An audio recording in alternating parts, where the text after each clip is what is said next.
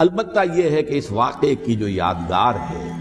اس میں کوئی شک نہیں ہے کہ اس نے مسلمانوں میں سے ایک گروہ کے دل میں قربانی اور شہادت کا جذبہ بہت پیدا کیا، اس میں کوئی شک نہیں۔ اور جس طریقے سے کہ عاشورہ محرم میں یاد منائی جاتی ہے، جس طریقے سے اس نے اہل تشیع کے اندر قربانی کا جذبہ بے انتہا پیدا کیا، اگرچہ وہ جذبہ بروئے کار نہیں آتا، اس لیے کہ ان کے ہاں یہ عقیدہ ہے، یہ طے ہے کہ جب تک حضرت مہدی ظاہر نہیں ہوں گے ہم کسی کے خلاف بغاوت نہیں کریں گے۔ یہ پوری تاریخ میں ان کا معاملہ رہا، تمام جو ہے ائمہ اہل بیت کا معاملہ رہا، جب تک مہدی نہیں آتے keep sitting and keep waiting, wait and see, that's all۔ یہ تو خمینی صاحب نے کیا ہے، آیت اللہ خمینی صاحب نے،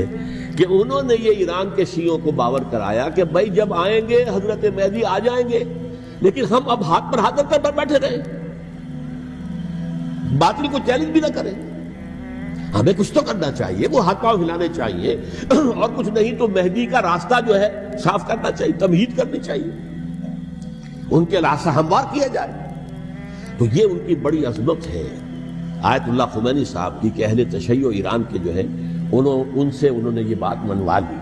کہ ہم بالکل انرٹ نہیں بیٹھے رہیں گے، بلکہ اب انہیں نائب امام قرار دے کر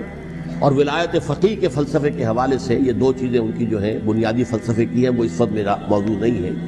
انہوں نے عوام کو ایسا کھڑا کیا ہے کہ 20,000 سے لے کر 30,000 کے درمیان انسانوں نے جانے دی،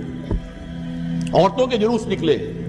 شیرخوار بچہ گود میں ہے عورت کے اور گولی کھا رہی ہے، مر رہی ہے، گر رہی ہے۔ آپ سوچئے زندگی کتنی عزیز ہوتی ہے، اور شیرخوار بچے کے لیے ماں کی جو زندگی ہے، اس ماں کو اپنی زندگی کتنی عزیز تر ہوگی کہ اپنے لیے نہیں تو اس بچے کے لیے مجھے جینا ہے، لیکن نہیں، گولیاں کھائیں گری۔ یہ جذبہ انہی میں ہے۔ واقعہ یہ ہے کہ اہل سنت کے اندر یہ جذبہ نہ ہونے کے برابر ہے، یہ میں واشگاف الفاظ میں کہہ رہا ہوں۔ پورے عالم اسلام میں صرف شیعہ ایران ایسا نکلا ہے کہ جس نے بادشاہت کا خاتمہ کیا، باقی سعودی عرب میں بادشاہت بیٹھی ہوئی ہے، ڈٹ کر بیٹھی ہوئی، اربوں ڈالر کا ایک ایک محل بنتا ہے ان بادشاہوں کا، اور سنی سن ہے، سن، کوئی حرکت نہیں۔ وہ تو اب جو حرکت ہو رہی ہے وہ اینٹی امریکن حرکت ہے جو ہو رہی ہے، وہ در حقیقت وہ مسئلہ بالکل دوسرا ہے جو اس وقت ہو رہا ہے، لیکن یہ کہ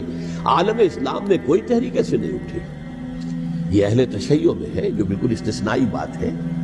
کہ انہوں نے جو ہے ایسا بادشاہ جس کو کہا جاتا تھا کہ اس کا جو اسلحہ خانہ ہے وہ ایشیا میں سب سے بڑا اسلحہ خانہ ہے، جو 2500 سالہ پرانی جو ایک عظمت تھی ایران کی، اس کو دوبارہ تازہ اور زندہ کرنا چاہتا تھا۔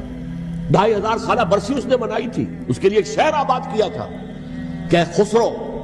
یا سائرس یا ذوالقرنین قرآن مجید کی اصطلاح میں اس کی یادگار بنائی تھی، اور وہ سوچ رہا تھا کہ وہی عظمت دوبارہ ایران کی ہوگی جو کہ خسرو کے زمانے میں تھی، جس کا قرآن مجید میں سورہ کہف کے اندر ذکر ہے، مشرقی فتوحات، مغربی فتوحات، شمالی فتوحات۔